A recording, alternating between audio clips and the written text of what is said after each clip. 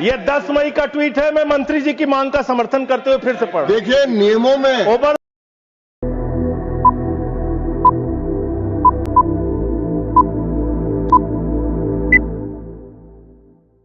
श्री संजय सिंह, धन्यवाद मान्यवर, आपने मुझे इस महत्वपूर्ण विषय पे अपनी बात कहने का मौका दिया।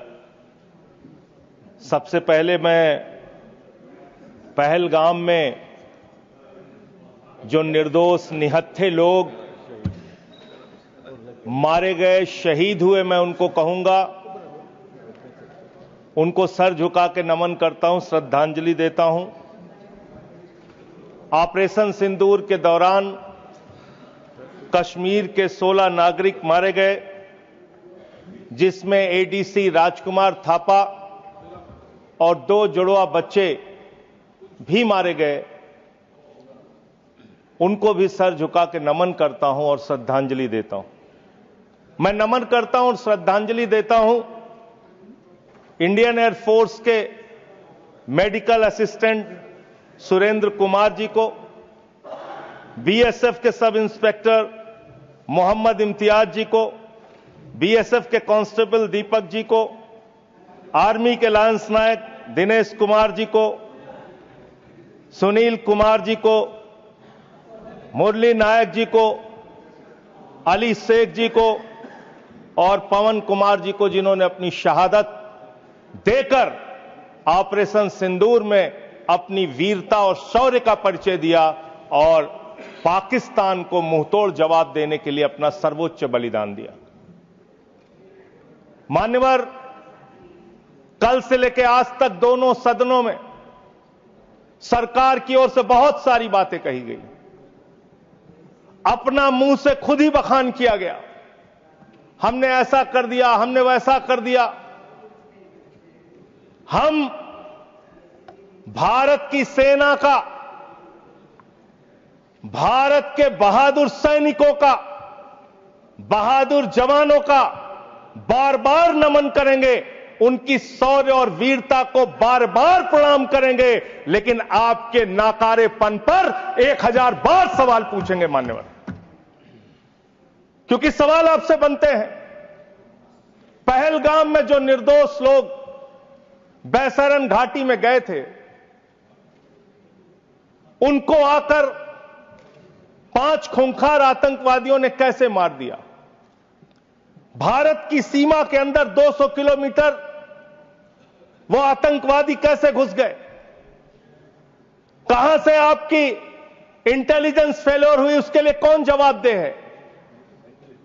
और जब हम सर्वदलीय बैठक में बैठे थे, आदरणीय लीडर ऑफ अपोजिशन भी वहां पे थे, त्रुचि शिवाजी भी थे, और मान्यवर हमको बताया गया, सरकार के द्वारा बताया गया कि बैसरन घाटी में सिर्फ अमरनाथ यात्रा के 15 दिन पहले ही लोग आते हैं।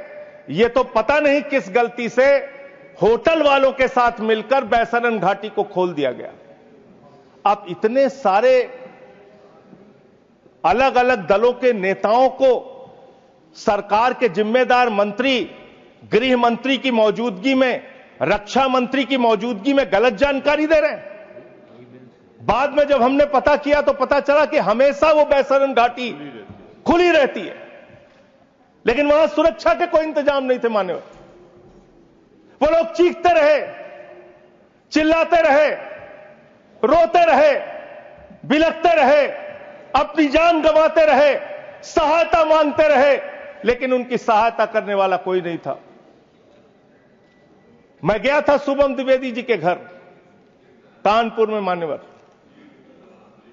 और उनके पिता ने रो के एक ही मांग कही। उनकी पत्नी का रो रो के बुरा हाल था। उनके परिवार के लोगों ने, उनके पिताजी ने रो रो के एक ही बात कही, हमारे बेटे ने देश के लिए अपनी शहादत दी है। जो लोग इसमें मारे गए हैं, सरकार हमें क्या मदद देती है उससे हमें लेना देना नहीं, कम से कम हमको शहीद का दर्जा दिया जाए। ये उनकी पीड़ा थी, उनकी मांग थी। मैं आपके माध्यम से सरकार तक उनकी भावनाएं पहुंचाना चाहता हूं मान्यवर। बताया गया कि जब यह घटना हुई उसके बाद देश के गृह मंत्री वहां जाते हैं।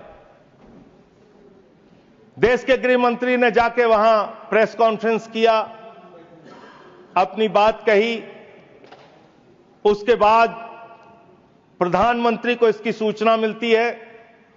प्रधानमंत्री जी अपना कार्यक्रम छोड़ के भाग के आते सऊदी अरबिया से। पूरा देश इंतजार कर रहा था कि प्रधानमंत्री जी आ रहे हैं। प्रधानमंत्री जी निश्चित पहलगाम जाएंगे। प्रधानमंत्री जी पहलगाम नहीं गए मान्यवर। प्रधानमंत्री जी 24 अप्रैल को बिहार में चुनाव प्रचार गए। प्रधानमंत्री जी 1 मई को महाराष्ट्र, केरला और आंध्र प्रदेश में उद्घाटन करने के लिए गए। प्रधानमंत्री जी फिल्मी सितारों को संबोधित करने गए, फिल्मी सितारों को संबोधित करने गए, लेकिन जो लोग पहलगाम में मारे गए थे उनकी पीड़ा, उनका हाल, उनका दुख, उनकी तकलीफ जानने के लिए नहीं गए। मान्यवर, यहां कहा गया सेना के शौर्य को, बहादुरी को नमन कीजिए। हम करेंगे, बार बार करेंगे, लेकिन आपने सेना के लिए क्या किया? जया बच्चन जी कह रही क्या हैं यह देश जानना नहीं चाहता? जया बच्चन जी कह रही हैं कि आप गलत बोल रहे हो। कौन कह रहा है? जया बच्चन जी। आपने उतनी दूर से नहीं सुना होगा मान्यवर, आपने सुना नहीं होगा। आप सुन लीजिए मान्यवर, आप सुन लीजिए, कृपया सुन लीजिए मान्यवर। तो फिल्मी सितारे जो आपने कहा ना, वो जिस तरह से आपने कहा कुछ डेरोगेटरी लगा, यही मेरा ऑब्जेक्शन। मान्यवर, नहीं, मैं ये नहीं कह रहा हूं कि फिल्मी सितारों को आपने संबोधित किया या किसी आप कार्यक्रम में गए, लेकिन आपकी पहली प्राथमिकता भारत के प्रधानमंत्री के तौर पे क्या थी? सवाल यह है कि पहली प्राथमिकता आपकी क्या थी? पहली प्राथमिकता थी देश में आते, बिहार का चुनाव छोड़ते, पहले आप पहलगाम जाते। पहले आप उस घटनास्थल पे जाते। हमारा सवाल यह है, अभी त्रुचि शिवाजी बहुत दुखी थे, कह रहे थे प्रधानमंत्री कहां हैं, सदन में क्यों नहीं आए, प्रधानमंत्री कहां हैं, प्रधानमंत्री कहां हैं? अरे शिवाजी, वो अवतार है, इंसान नहीं है, वो अवतार है, कृपया भगवान है, अदृश्य। इधर देखें, अदृश्य नहीं, कल तमिलनाडु में ही थे अभी सर, सर ये बड़े परेशान है कि प्रधानमंत्री जी सदन में नहीं आए। प्रधानमंत्री जी अवतार हैं, वो अदृश्य रह के भी कहीं मौजूद हो सकते हैं। उनको आना नहीं होता शारीरिक रूप से, वो प्रकट हो जाते हैं, प्रकट हो जाते हैं। नॉन बायोलॉजिकल है सर वो, तो इसलिए प्रधानमंत्री कभी नहीं आते ऐसे मसलों पे। 18 घंटे काम करते हैं प्रधानमंत्री, लेकिन इतने गंभीर विषय पे दोनों सदनों के अंदर चर्चा हो रही है। 18 घंटे काम करने वाला प्रधानमंत्री 2 घंटे भी दोनों सदनों में क्यों नहीं है, यह सवाल हम लोग पूछना चाहते हैं। आपको इसका महत्व नहीं नजर आता? आपको कह रहे हैं आपकी बात सुनने के लिए नहीं आना चाहते, राजनाथ सिंह की बात सुनने आ जाते। ये लोग भी बकवास करते हैं। हम लोग जब बोले मत सुनो, भेज दो वापस, कम से कम अपने लोगों की तो सुनने आ जाओ। बकवास वो भी सुनने नहीं आते, बकवास बोला सर, बकवास सब नहीं, उन्होंने बोला हट जाएगा दोनों। जैसे आप उनका सुन ले वैसे मैंने उनका सुन लिया, मैंने उनका सुन लिया। तो आपके मंत्री यहां बकवास करते हैं? आपके माननीय मंत्री, सांसद, नेता जो आते हैं यहां बकवास करते हैं। बकवास सब मत बोलिएगा, आप चेयर ने मना कर दिया। चलो मान्यवर, ये सेना के सम्मान की बात हो रही है। आपने कितना सेना का सम्मान किया? 3 साल तक भारत के सेना की भर्ती बंद रही मान्यवर, और उन 3 सालों में भर्ती बंद होने के कारण 1,80,000 सेना की तादाद को कम किया गया। उसके लिए आप जिम्मेदार हैं। बार बार आपसे सवाल पूछा जाएगा और आपकी आलोचना होनी चाहिए। आपने भारत की सेना में भर्ती होना वो चाहे उत्तर प्रदेश का नौजवान हो, चाहे बिहार का, चाहे हरियाणा का, चाहे राजस्थान का, चाहे हिंदुस्तान के किसी कोने का हो, उसके लिए गौरव और सम्मान की बात होती थी। सुबह 4 बजे उठ के दौड़ लगाता था, मेहनत करता था, उसकी मां दूध पिला के तैयार करती थी अपने बेटे को कि कभी जरूरत पड़ेगी तो अपने प्राणों की आहुति देके भारत माता की रक्षा करेगा। ये आपने उस जगह पे 4 साल की नौकरी कर दी। आप सेना के सम्मान की बात करते हैं। आपके पास सब कुछ के लिए पैसा है, अपने दोस्तों के ऊपर लुटाने के लिए लाखों हजारों करोड़ रुपए है, लेकिन सेना के जवान को आपने अग्निवीर बना के 4 साल की योजना में उनको जवान बना दिया। उनके लिए तनख्वाह देने के लिए पैसा नहीं है आपके पास। बीएसएफ के जवान, सीआईएसएफ के जवान, पैरामिलिट्री फोर्सेस के जवान, उनको पेंशन देने के लिए पैसा नहीं है, शहीद का दर्जा देने के लिए पैसा नहीं है आपके पास। आपके पास सीआरपीएफ के जवान, उनको पैरामिलिट्री फोर्सेस को आपको पेंशन देने और शहीद का दर्जा देने का पैसा नहीं है। आप सेना के सम्मान की बात करते हैं। आप सेना के सम्मान की बात करते हैं। मान्यवर, सबसे बड़ा दुख इस बात का हुआ, कल से कहा जा रहा है नहीं, हमने अपने आप सीज फायर डिक्लेयर किया, हमने अपने आप सीज फायर डिक्लेयर किया, इसमें किसी तीसरे देश का हस्तक्षेप नहीं है। आजादी के बाद से लेकर आज तक भारत का स्टैंड एक ही रहा है, हम पाकिस्तान के मामले में किसी भी तीसरे देश की मध्यस्थता नहीं मानते। अगर उस बात के साथ किसी ने धोखा किया है, किसी ने विश्वासघात किया है, तो उसका नाम है भारत के प्रधानमंत्री नरेंद्र मोदी। मैं इस सदन के अंदर कहना चाहता हूं, आपने उस भावना के साथ विश्वासघात किया है। मानवर, अमेरिका की मध्यस्थता आपने स्वीकार की, और मैं इसलिए चंद लाइनें आपके लिए कहना चाहूंगा कि तू इधर उधर की ना बात कर, तू उधर उधर की। आप ही का चेहरा आ रहा है सर, थोड़ा निर्देश दे दीजिए, आप ही को दिखाए जा रहे हैं बार बार। तू इधर उधर की ना बात कर, ये बता कि काफिला क्यों लूटा। मुझे रहजनों से गिला तो है, लेकिन तेरी रहबरी पर सवाल है, आपकी रहबरी पर, आपके नेतृत्व पर सवाल है, और यह सवाल बार बार पूछा जाएगा। यह सवाल बार बार पूछा जाएगा। 10 मई को भारत, जो 144 करोड़ की आबादी का मुल्क है, भारत जो दुनिया का सबसे बड़ा लोकतंत्र है, भारत जो दुनिया की 5वीं बड़ी अर्थव्यवस्था है, उस भारत के मामले में सीज फायर का डिक्लेरेशन भारत की धरती से नहीं होता, अमेरिका की धरती से होता है। अमेरिका का राष्ट्रपति ट्रंप वो ट्वीट करके जानकारी देता है सीज फायर हो गया दोनों देश में, हो जाएगा। हमारी सेनाएं लड़ रही हैं, हमारी सेनाएं मैदान में हैं, और अमेरिका का राष्ट्रपति कह रहा है सीज फायर हो गया। क्या लिख रहा है वो अमेरिका का राष्ट्रपति? After a long night of talks mediated by United States, I am pleased to announce that India and Pakistan have agreed to a full and immediate ceasefire. Congratulations to both countries on using common sense and great intelligence. Thank you for attention to this matter. फिर उसके बाद उपराष्ट्रपति JD Vance, 10 मई को इनका tweet आता है, great work from president's team, specially Secretary Rubio, and my gratitude to the leaders of India and Pakistan for their hard work and willingness to engage in this ceasefire. अब जो secretary Rovio का, United state के secretary Rovio का जो tweet है, वो अगर मैं इस सदन में पढ़ दूंगा तो सरकार को बहुत शर्मिंदा होना पड़ेगा। इसलिए मैं आपको चाहता हूं कि इस पे जवाब दीजिए, जब जवाब दीजिएगा, और प्रधानमंत्री को जवाब देना चाहिए। ये 10 मई का ट्वीट है। मैं चाहूंगा सत्ता पक्ष विपक्ष पूरा सदन इसको सुने। Over the past 48 hours, vice president Vance and I have engaged with the senior Indian and Pakistani officials, including Prime Ministers Narendra Modi and Shehbaz Sharif, External Affairs Minister Subramaniam Jaishankar, Chief of Army Staff Asim Munir, and National Security Advisors Ajit Doval and Asim Malik.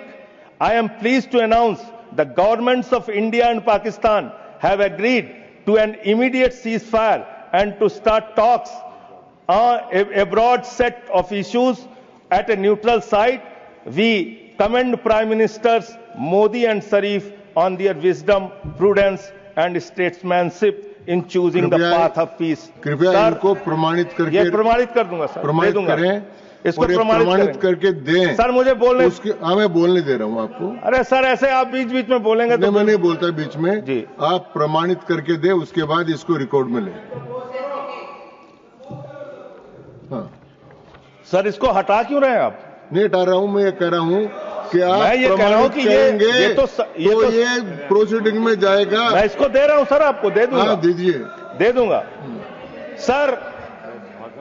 मान्यवर, मैं बड़ी विनम्रता पूर्वक इस सरकार से ये पूछना चाहता हूं कि ये सेक्रेटरी, यूनाइटेड स्टेट का सेक्रेटरी जो है रूबियो, वो कह रहा है 10 मई को कि पिछले 48 घंटे से प्रधानमंत्री नरेंद्र मोदी से, पाकिस्तान के प्रधानमंत्री शरीफ से, वहां के एडवाइजर आसिम मलिक से हम लोग बातचीत कर रहे थे। आसिम मलिक कौन है सर? आसिम मलिक कौन है? आसिम मलिक है आईएसआई का चीफ, जो पाकिस्तान के द्वारा प्रायोजित आतंकवाद का संरक्षक है। भारत की सरकार उससे बातचीत कर रही थी जब सेना लड़ रही थी। 8 मई को जब सेना लड़ रही थी, आप आईएसआई से बात कर रहे थे। आप आईएसआई से बात कर रहे थे। आसिम मुनीर और आसिम मलिक दोनों से आप बात कर रहे थे। आप बात कर रहे थे आईएसआई से।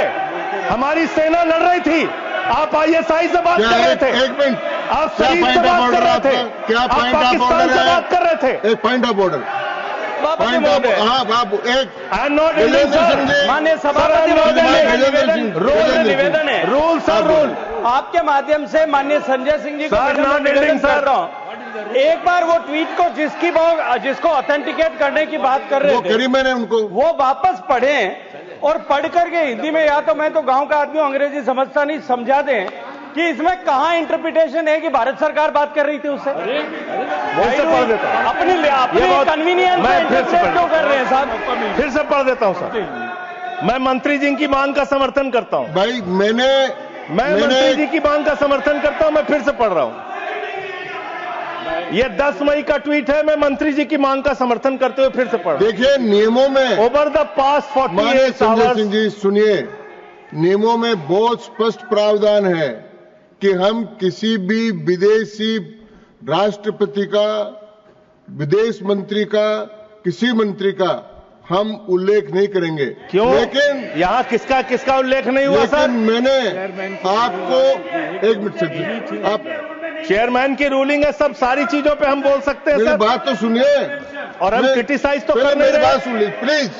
हमें जानकारी दे रहे हैं सदन को। मैंने आपको कह दिया कि आप ऑथेंटिकेट करके इसको दे दीजिए। नहीं, वो हिंदी में चाह रहे हैं सर। चलिए, वो हिंदी में चाह रहे हैं और मैं पढ़ दे रहा हूं सर इसको। आप अंग्रेजी में दे दो। हाँ, नहीं हिंदी में ही चाह रहा हूं, हिंदी में।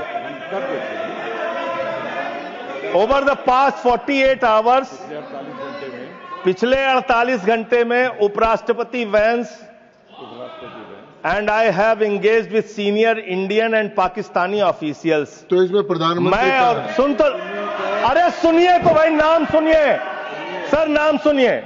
Officials including prime ministers Narendra Modi and Shehbaz Sharif, external affairs minister Subrahmanyam Jaishankar, chief of army staff Asim Munir and national security advisers Ajit Doval and Asim Malik. Asim Malik ISI का प्रमुख है। आसिम मलिक आईएसआई का प्रमुख है।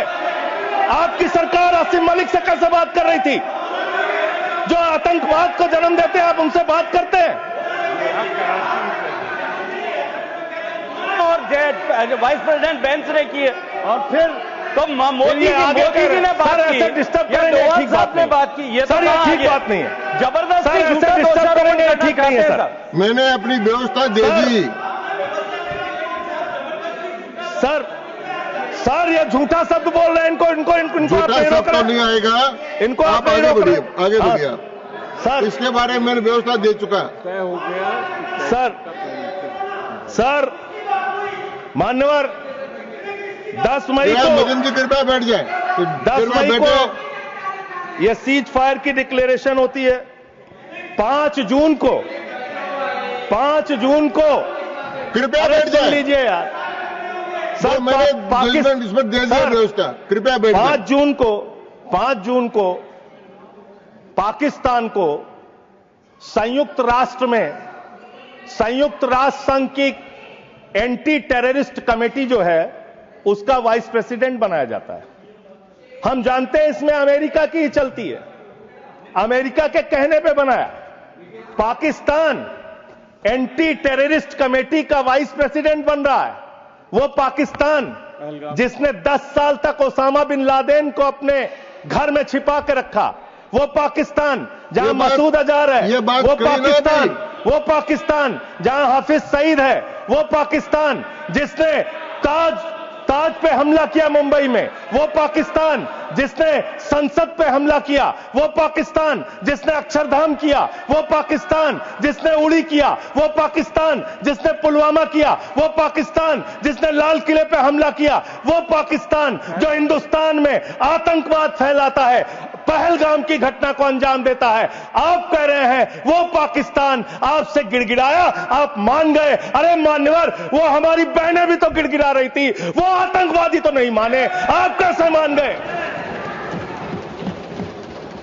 वो बहनें भी तो गिड़गिड़ा रही थी मान्यवर, वो भी तो कह रही थी आतंकवादियों के सामने कि मत मारो मेरे पति को, मत मारो, लेकिन मारा उन्होंने।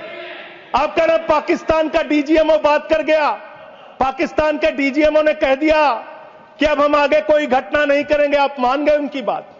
जिन्होंने संसद पे हमला किया, जिन्होंने लाल किले पे हमला किया, जिन्होंने मुंबई के ताज पे हमला किया, जिन्होंने अक्षरधाम पे हमला किया, जिन्होंने पहलगाम किया, जिन्होंने उड़ी किया, आप उनकी बात मान गए? पुलवामा किया, और पुलवामा मान्यवर आप सेना के सम्मान की बात करते हैं मान्यवर। 19 जून को अमेरिका ट्रंप के लिए प्रचार करने मैं नहीं गया था मान्यवर, ट्रंप के लिए प्रचार करने महामानव गए थे, मैं नहीं गया था। अब की बार ट्रंप सरकार उन्होंने नारा दिया था मान्यवर। और ये 19 जून को क्या किया? उस ट्रंप ने 19 जून को क्या किया? 19 जून को उसने आसिम मुनीर को बुलाया, पाकिस्तान का आर्मी चीफ, उसको बुलाया सेना का, और उसको बुला के बंद कमरे में लंच कराया। लंच कराने के बाद नहारी खिलाया, हो सकता है नहारी खिलाया हो। और लंच कराने के बाद जब दोनों लोग निकले तो उस लंच में पता चला कि वो आसिम मलिक भी था, आईएसआई का प्रमुख जो था सर, वो भी था बातचीत में। जो इंडिया के अंदर जो आईएसआई आतंकवाद की घटनाएं देता है, जब को अंजाम देता है, वो भी था। तो जब उससे पूछा गया ट्रंप से what he wanted to achieve from meeting mister Munir, the US president said, well I stop the war, I love Pakistan, I love Pakistan. ये ट्रंप बोल रहा है। मोदी का दोस्त सर बार बार आप ही आ जा रहे हैं, मना कर दीजिए, ऐसे क्यों कर रहे हैं? बार बार आप ही आ रहे हैं। आई लव पाकिस्तान, ऐसे स्ट्रेटेजिक खेल मत खेलिए सर। आई लव पाकिस्तान कह रहा है ट्रंप। वहां पाकिस्तान और अमेरिका का इलू इलू चल रहा है, और आप कह रहे हैं अब की बार ट्रंप सरकार। आप कह रहे हैं 14 फरवरी को जाके, 14 फरवरी 2025 को प्रधानमंत्री जी गए थे, मागा plus मीगा becomes mega partnership for prosperity. आप कह रहे हैं मोदी जी 14 फरवरी को गए थे।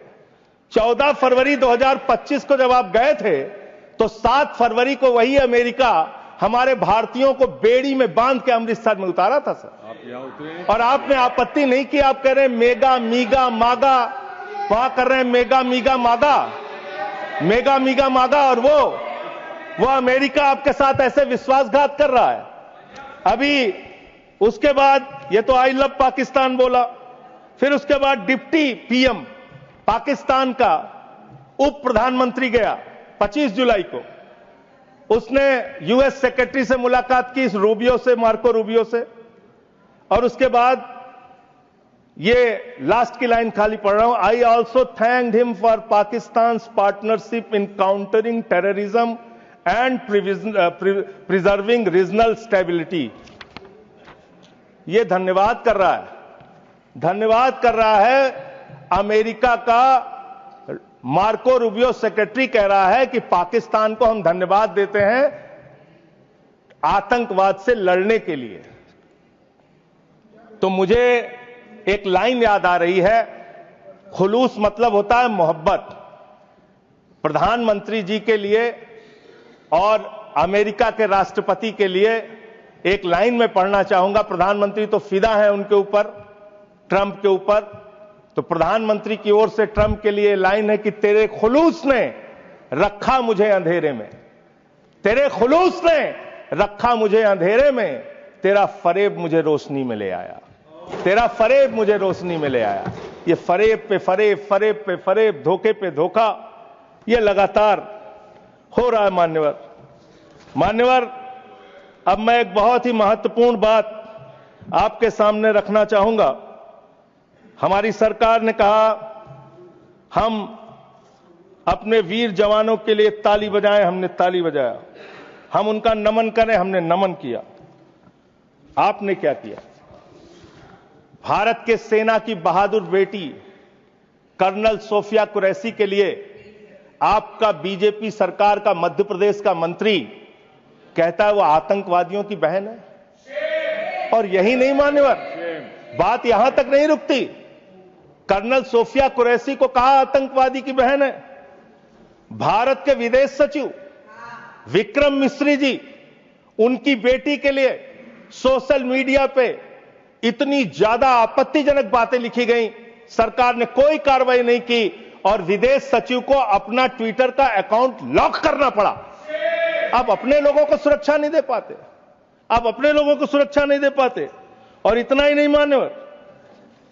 मान्यवर, जो हिमांशु नरवाल जी की विधवा थी, बेवा पत्नी, उसने सिर्फ इतना कहा कि आतंकवाद को आतंकवाद के तरीके से निपटिए, लेकिन देश में अमन और शांति रखिए, कोई आपस में इसको लेकर सांप्रदायिक दंगे फसाद लड़ाई झगड़े ना हो। इसमें कौन सी गलत बात कह दी? आप तो खाली ताक में रहते हैं हर मौके का फायदा उठाने के लिए। पहलगाम की घटना हुई मान्यवर, हम लोग श्रद्धांजलि अर्पित कर रहे थे और भारतीय जनता पार्टी के ट्विटर हैंडल से मैं पूरी जिम्मेदारी से कह रहा हूं, अगर मैं गलत कह रहा हूं तो राष्ट्रीय अध्यक्ष जी यहां बैठे हैं बीजेपी के, मना कर देंगे। उन्होंने क्या पहला ट्वीट क्या आया? धर्म पूछा जाति नहीं, धर्म पूछा जाति नहीं। और जो कथावाचक मारे जा रहे हैं हमारे उत्तर प्रदेश में, वहां तो जाति पूछ के मार रहे हैं, जाति पूछ के मार रहे हैं, मंदिरों में घुसने नहीं दे रहे हैं, जाति पूछ के मार रहे हैं। ये भी तो हो रहा है इस देश के अंदर। इसलिए आप विषय पर बोलिए। माननीय विषय नहीं बोल रहा हूं सर, नहीं विषय नहीं, ये सर ये विषय नहीं लिखा है है ना, ये विषय है सर, ये विषय नहीं है। हाँ आप विषय पर बोलिए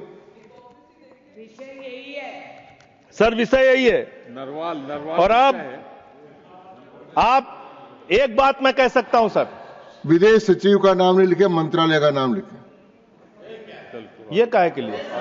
ये है सर हम ऑफिसर्स अच्छा चलिए ठीक, जो आपको ठीक लगे सर, जैसे आपने ऑफिसर्स का नाम सर, नहीं ले सकते। नो चलिए सर, नो सर वैसे मैं एक बात कह सकता हूं और सरकार को इसको ध्यान देना चाहिए सर। मैं बड़ी गंभीरता से इस बात को कह रहा हूं। आप गोदी मीडिया से अपनी चाटुकारिता दिन रात करवाना चाहते हैं, करवाइए, कोई हमें दिक्कत नहीं है, वो लोग करेंगे ही। लेकिन जब युद्ध का समय है, लड़ाई का वक्त है, इतने गंभीर समय में है, ऐसे समय में आप ऐसे समय में झूठी खबरें वहां पे चलवा रहे हैं, झूठी खबरें चलवा रहे हैं। लाहौर में घुस गए, इस्लामाबाद में घुस गए, यहां कराची में कब्जा हो गया, रावलपिंडी में कब्जा हो गया। अरे भाई, ऐसे वक्त में हमारी सेनाएं लड़ रही होती हैं, उनको सही जानकारी सारी चीजों की होती है, परिस्थितियों का। आप उनके जीवन को संकट में डाल रहे हैं। कौन कहां लड़ रहा है, किस पोजीशन पे है, आप दुनिया भर की जो भी मन हो रहा खबरें चलाए जा रहे हैं मीडिया पे, तो इस पर भी रोक लगनी चाहिए। तीसरी बात, यहां पे चाइना की भी बात हुई। चाइना ने पूरी तरीके से पाकिस्तान का साथ दिया, पूरी तरीके से मिसाइल दिया, लड़ाई में हर तरीके से उनका साथ दिया, हर तरीके से पाकिस्तान का साथ देने का काम चीन ने किया, हर तरीके से पाकिस्तान का साथ देने का काम अमेरिका ने किया। और आप क्या कर रहे हैं चीन के साथ? मैंने कल देखा, मैंने सोचा मान्यवर कि चलिए इसी को देखते हैं। गलवान घाटी में जब हमारे जवान शहीद हुए, उसके बाद हमने चीन से अपने कैसे रिश्ते किए, आपने क्या किया, यह पूरे देश को जानना चाहिए और खास तौर से आपके समर्थकों को। 2020 के घटना के बाद, गलवान घाटी में जब हमारे जवान शहीद हुए, उसके बाद आपने 4,83,033 करोड़ रुपए का आयात चीन से किया। 2021-22 में आपने 7,10,148 करोड़ रुपए का व्यापार चीन से किया, आयात चीन से किया। 2022-23 में 8,03,533 करोड़ का आयात चीन से किया। 2023-24 में 8,38,442 करोड़ रुपए का आयात चीन से किया। 2024-25 में 9,41,718 करोड़ रुपए का आयात चीन से किया। आज चीन को लाखों करोड़, 37 लाख करोड़ रुपए पिछले 5 सालों में आपने 37 लाख करोड़ रुपए का सामान चीन से भारत में आयात किया। आप चीन को रुपया पे रुपया लाखों करोड़ कमा रहे हैं। माननीय सदस्य, आप हर एक चीज में रोकेंगे सर, इसमें मैं तो ये आंकड़ा बिल्कुल ये रिलेवेंट नहीं है। आप ये बोलिए। रिलेवेंट है, मैं बता रहा हूं सर मैं बता रहा हूं सर, इसको लीजिए आप सर। ये एम्बेसी ऑफ इंडिया बीजिंग, ये एम्बेसी ऑफ इंडिया भारत की एम्बेसी का ये डाटा है और वेबसाइट पे आप जा सकते हैं, चेक करा सकते हैं, ये वहां से मिला डाटा। ये 37 लाख करोड़ रुपए का आपने उनको व्यापार दिया, उनसे वहां से सामान आयात कर रहे हैं। आप चीन को लाखों करोड़ रुपए का व्यापार दे रहे हैं और चीन पाकिस्तान को मिसाइल दे रहा है। यह आपका समझौता है, यह आपका समझौता है। आप उस चीन के राष्ट्रपति को झूला झुलाते हैं और ये हमारे साथ चीन कर रहा है, ये हमारे साथ चीन कर रहा है। ये इस देश को जानना जरूरी है। पाकिस्तान को कर्जा मिलता है IMF से, वर्ल्ड बैंक से, और ये कर्जा मिलता है लगभग 3 लाख करोड़ रुपए का कर्जा उनका सैंक्शन हो चुका है, मिल जाएगा। और काफी विरोध भी किया सरकार ने, लेकिन माने नहीं, वो लोग माने नहीं। लड़ाई के समय में उनका कर्जा सैंक्शन हो रहा है और वो पैसा कहां लगेगा? आतंकवाद को बढ़ावा देने में, आतंकवाद को फैलाने में। और अंत में बस मैं सिर्फ एक रिपोर्ट पढ़ के अपनी बात को खत्म करूंगा। हिंदुस्तान में आतंकवाद बढ़ कैसे रहा है, सोर्स पहले ही बता देता हूं। क्वेश्चन नंबर 2802, लोकसभा, दिनांक 18 मार्च 2025। भारत की सरकार का जवाब है, मेरा जवाब नहीं है। इस क्वेश्चन में पूछा गया गृह मंत्रालय से कि हिंदुस्तान में कितने ड्रग्स पिछले 5 साल में पकड़े गए। इसका क्या संबंध है इस चर्चा से? सर अब आप इसको भी नहीं मानेंगे, सर अब आप इसको भी नहीं मानेंगे। इस चर्चा से मतलब ये जो ऑथेंटिक डॉक्यूमेंट है इसको भी आप मानेंगे नहीं? डॉक्यूमेंट का नहीं है, जिस विषय पर तो मुझे आप कंटिन्यू कर चर्चा, मैं समझा रहा हूं सर, संबंध नहीं है। सर ये ड्रग्स का पैसा आतंकवाद में लग रहा है, ये ड्रग्स का पैसा आतंकवाद में लग रहा है। मैं नहीं कह रहा हूं, सरकार कह रही है, ये तो सुन लीजिए, सरकार कह रही है सर, मैं नहीं कह रहा हूं। पूरी बात ही आप नहीं सुनते सर। पूछा गया पिछले 5 साल में कहां कहां कितना मिला, तो बताया कि एक अडानी का पोर्ट है मुंड्रा में, वहां 260 करोड़ रुपए की ड्रग्स पकड़ी गई। फिर बताया अडानी का पोर्ट, ये तारीख है 26 मई 2022। फिर एक अडानी के पोर्ट पे ही 11/7/2, बता रहा हूं संबंध भैया, अगर नहीं संबंध बताऊंगा तो मुझे मेरी राज्यसभा से सदस्यता खत्म कर देना, मैं कह रहा हूं। आप इधर ही करो जी, उधर किस लिए कर रहे हो? हाँ, तो ऐसे टिक्का टिप्पणी ना करें। अडानी पोर्ट पर हीरोइन पकड़ी गई 150 करोड़ रुपए। तो अडानी ने पकड़ा ही ना। अरे सुन तो लीजिए सर, सुन ले, काहे अडानी का नाम सुन के काहे ऐसे विचलित हो जाते हैं सब लोग? अडानी का नाम सुन के क्यों ऐसे विचलित हो जाते हैं अडानी का नाम सुन के? सर, और ये जो पकड़ा गया, तो जिसमें जो लोग गिरफ्तार हुए, इसका भारत की सरकार ने अपोज किया, करना भी चाहिए। एनआईए ने किया, संजय सिंह ने नहीं किया, एनआईए ने करना चाहिए, किया इन्होंने। और जब विरोध किया तो एएसजी महोदय ने सुप्रीम कोर्ट में कहा, एनआईए ने सुप्रीम कोर्ट में कहा, अडानी के पोर्ट से 21,000 करोड़ रुपए की ड्रग्स पकड़ी गई है जो आतंकवाद में लगती है। यह है सर, यह सारा पेपर मैं आपको दे रहा हूं। इस देश के अंदर पाकिस्तान से, अफगानिस्तान से हजारों करोड़ का ड्रग्स आएगा और इसी देश में आतंकवाद फैलाया जाएगा, अडानी के पोर्ट पर पकड़ा जाएगा। अडानी कौन है? भारत के प्रधानमंत्री का सबसे करीबी व्यक्ति है। यह सवाल देश पूछना चाहता है, आप क्या करा रहे हैं देश के अंदर? इन ड्रग्स वाले मामले में जो पकड़े गए हैं, इस पर क्या कार्रवाई हुई है, जानना चाहता है देश। समाप्त हुआ माननीय सदस्य। मान्यवर, अभी बहुत समय है सर, 35 मिनट समय है। 35 मान्यवर, 35 मिनट समय। मान्यवर, मैं अंत में एक ही बात कहना चाहता हूं। आपने कहा कि इस मामले में राजनीति नहीं होनी चाहिए। राजनीति करता कौन है? इतनी हर मामले में आप राजनीति करते हैं, हर मामले में आप राजनीति करते हैं, हमेशा विपक्ष को ब्लेम करते हैं, विपक्ष को देशद्रोही कहते हैं, विपक्ष को गद्दार कहते हैं। आप पूरी दुनिया में घूमते हैं, एक देश आपके समर्थन में नहीं आता, एक भी देश आपके पक्ष में खड़ा नहीं होता, लेकिन जब आपको जरूरत होती है आप कहते हैं विपक्ष के लोगों पूरी दुनिया में जाओ और भारत के पक्ष में बोल के आओ। गए विपक्ष के लोग, हमारी भी पार्टी के 2 सांसद गए और हम सरकार का पक्ष दुनिया में रख कर आए। जब भी देश पे संकट होगा हम आपके साथ खड़े हैं, लेकिन लोगों को बांटने का काम, अपमानित करने का काम और रोज रोज इस तरीके से गद्दार कहने का काम बंद कीजिए। बहुत बहुत धन्यवाद। धन्यवाद।